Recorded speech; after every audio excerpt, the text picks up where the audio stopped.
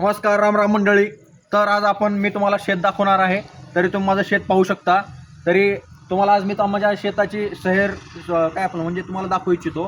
तर तसंच यापुढं तर ही नारळ झाडं मी लावलेली माझ्या स्वतःच्या हातानं, मी माझ्या धाकट्या भावानं म्हणजे अल्ताफनं. तर हे 3 झाडं जी आहेत ती मी लावलो होतो. नाही म्हणजे ह्याला लावून 3 वर्ष झाले. आणि हे झाडं बघा एवढे एवढे लहान होते आणि हे मी काही मार्केटमधून आणलं नाही. हे मार्केटचे झाडं नाहीत. हे मी घरी तयार केलेले नारळाचे स्वामीच्या दुकानातून आणून वाढवलं होतं. आणि ते एवढे एवढे झाडं मी 3 वर्ष अगोदर लावलेले. 3 वर्षात कसली ग्रोथ झाली बघा.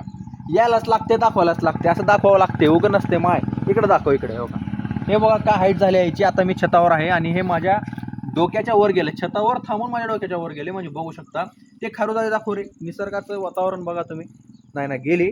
तसंच मग आमच्या छतावरून लगेच हे जांभळाचं झाड. हे जांभळं कधी खातात? आंब्याचा सीझन संपल्यानंतर आंब्याची गरमी काढण्यासाठी जांभळं खातात. आणि लगेच इकडे बघा हे आंबे. हे आंबे अजून संपले नाहीत. हे आंबे संपले की लगेच जांभळं. आता हे आंबे गेल्यानंतर मग जांभळं येणार.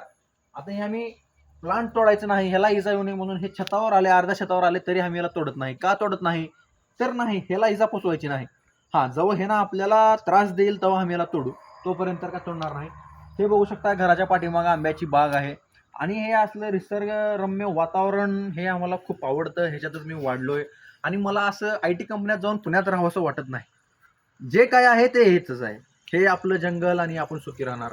हेच पक्षी तुम्हाला आवाज ऐकू येत असेल, किर किर किर किर. हे खूप आनंदही आहे माझ्यासाठी.